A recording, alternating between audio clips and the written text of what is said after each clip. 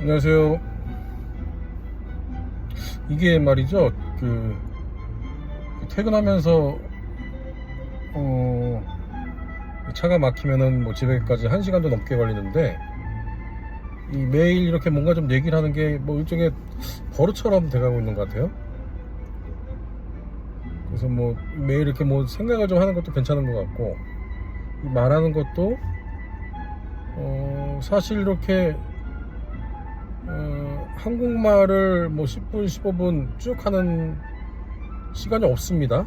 보통은 영어로 다 뭐 주로 이메일로 일을 하지만 영어로 하고 이메일로 이제 영어로 쓰고, 그다음에 업무할 때도 뭐 그렇게 많이 말을 할 필요가 있을 땐 당연히 영어로 말을 하지 한국말을 할 일이 별로 없어요. 이제 집에 가야 와이프랑 얘기를 하고 하는데, 뭐 중년 부부가 와이프랑 얘기를 많이 하면 얼마나 하겠습니까? 게다가 평일날은 뭐 거의 1년에 평일에 누굴 만나서 식사를 하거나 술을 한잔 하는 거는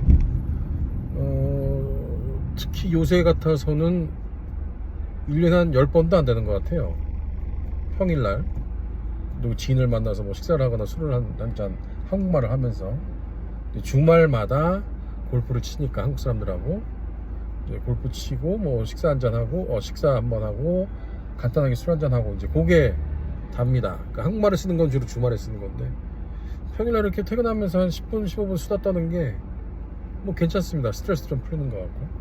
어쨌든 오늘은 그 은퇴 얘기를 좀 해보려고 그래요.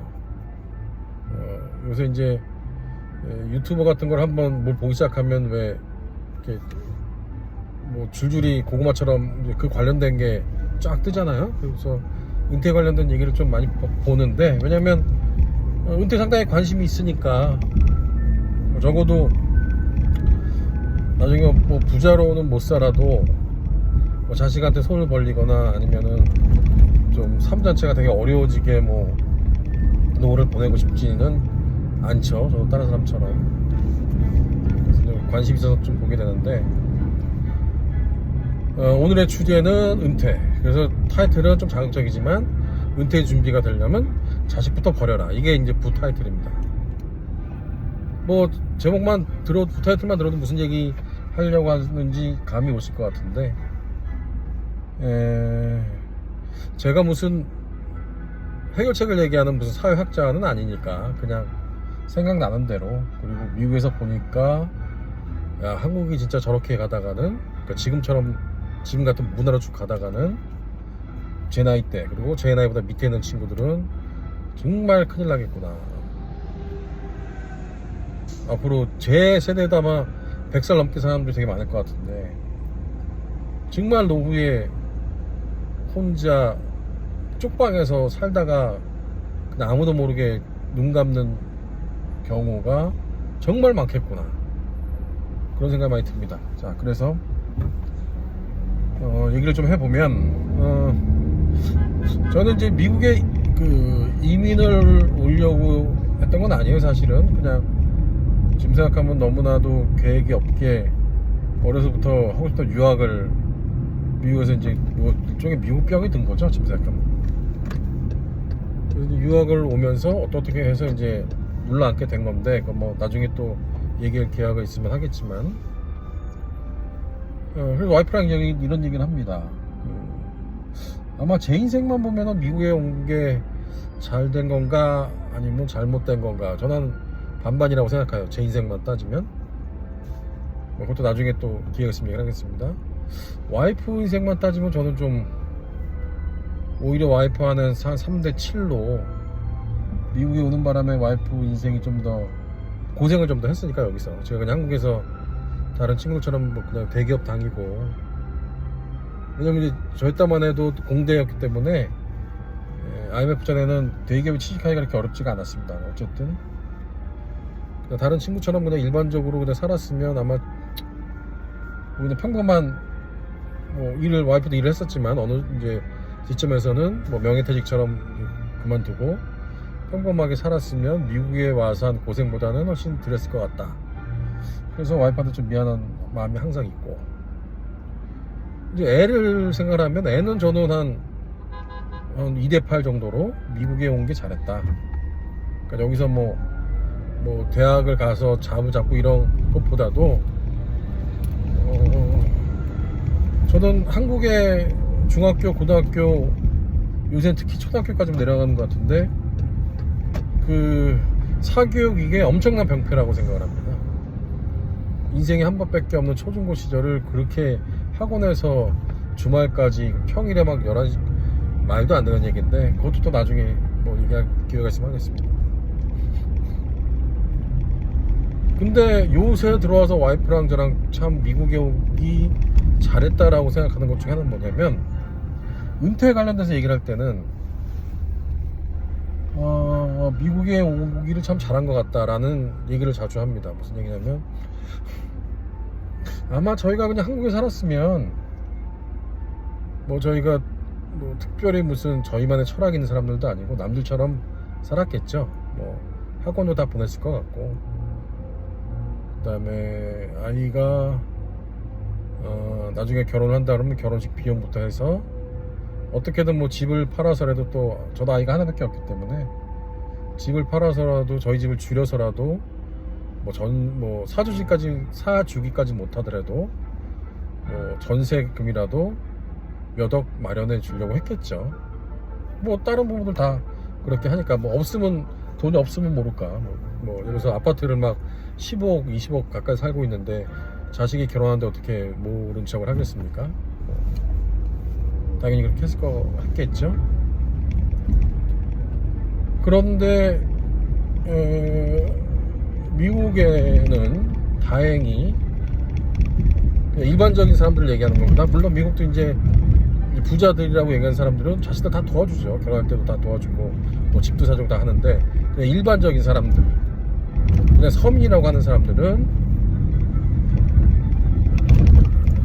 그러니까 미국에 사는 한국 사람들 말고요. 그러니까 보통 백인이나 타인종 사람들은 자식이 결혼할 때 집을 사준다는 그런 문화는 없습니다. 다행히도. 자식도 부모한테 그거를 특별히 의지하고 바라는 분위기가 없습니다. 아주 자연스럽게 없어요. 이제 한국에서 한국에서 제 나이나 제 밑에 또래 친구들이 제일 은퇴하는데 문제가 되는 게 뭐죠? 자식한테 올인해서 문제가 되죠. 학원비, 대학 학비, 그 다음에 결혼할 때 목돈. 예를 들어서 5억 있는 사람은 막 2억을 주려고 그러고, 예를 들어서 20억 있는 사람은 10억을 주려고 그러고, 자식한테 그렇게 올인을 하다 보니 자기가 나중에 은퇴한 다음에, 은퇴가 보통 늦어야 한 60이라고 봐도 60부터 앞으로 한 100살, 한 40년을 더 살아야 되는데, 그 40년을 살 수 있는 준비를 안 해놓고 자식들한테 다 올인을 한다는 게 얼마나 위험한 삶의 설계입니까? 자, 그래서 미국 같으면 뭐 한국으로 치면 이제 국민연금 같은 이제 연금이 있죠. 나라에서 주는 연금이 있고, 거기에 401이라고 일종의 개인연금입니다. 물론 이것도 다 하는 게, 이제 국민연금은 뭐 세금 안 내면 의무적으로 다 내는 거고, 이제 나중에 62세부터 몇 프로, 뭐 67세면 최대 맥시멈 이렇게 받고 하는데, 한국의 이제 국민연금이 미국 연금을 따라서 한 거고, 그거는 미국도 그렇게 아주 큰 돈이 되진 않습니다. 뭐 얼마나 세금을 내는지에 따라서 달라지지만, 부부가 합쳐서 뭐 맥시멈으로 받아야 3,000불에 4,000불을 차인가 막 그쯤 될 거예요. 근데 제가 지금 말하는 미국의 서민들, 보통 사람이 얘기하는 거는 이제 뭐 고등학교, 대학 교육 정도는 받았고, 뭐 회사도 뭐 대기업까지 몰라도 이제 일반적인 괜찮은 회사, 그러니까 괜찮다는 거는 월급 보험도 어느 정도 수준은 되고 뭐 4대 보험 같은 거 다 되는 이제 그런 거를 이제 평생 쭉 다닌 사람들을 얘기하는 거죠. 했을 때 자기 수입에 그 은퇴할 때 자기 수입의 한 7, 80% 정도는 죽을 때까지 수령이 돼야 그게 이제 제대로 노후 준비가 됐다고 얘기를 할 수 있을 것 같단 말이죠. 무슨 얘기냐면 내가 그냥 지금 서민 기준으로 얘기를 해볼게요.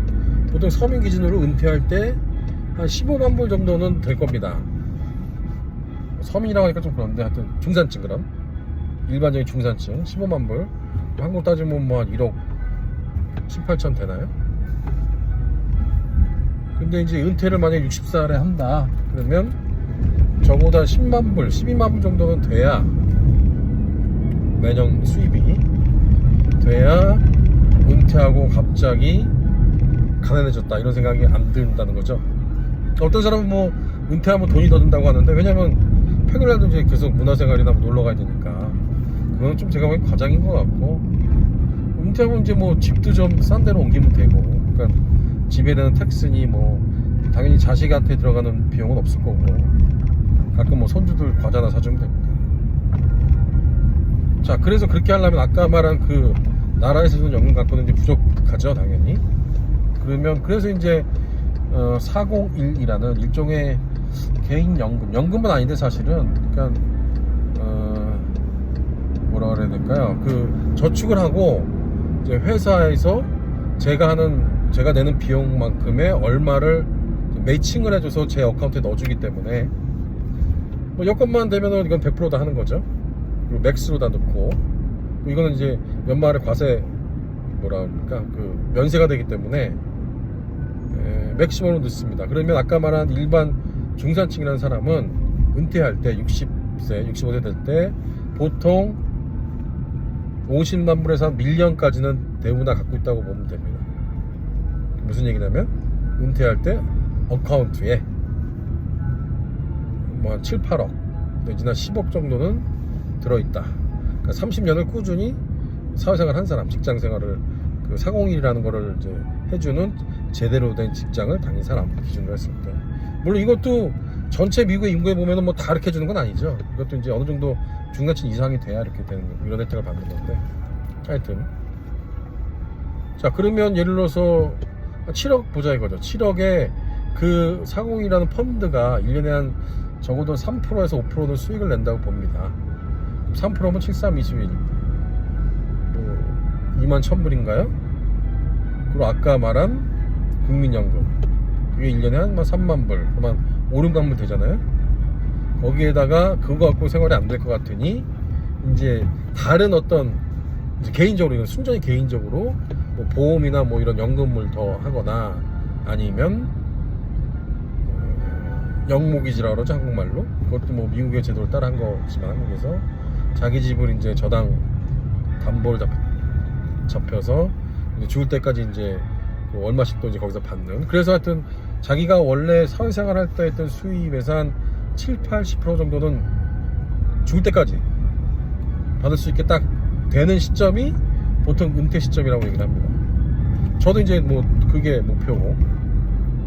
그래서 뭐 근데 저는 한 그렇게 되려면 70까지는 일을 해야 될 것 같고 뭐 70에 은퇴하고 얼마 덜 살지 모르지만 어쨌든 하여튼 그렇습니다. 자 이제 그런데 그래서 미국의 그게 이제 일반적인 패턴이에요. 저거 하는. 자 근데 한국에서 보면은 한국의 은퇴 준비는 어떻게들 하고 있느냐. 근데 벌써 14분이 넘어가네요.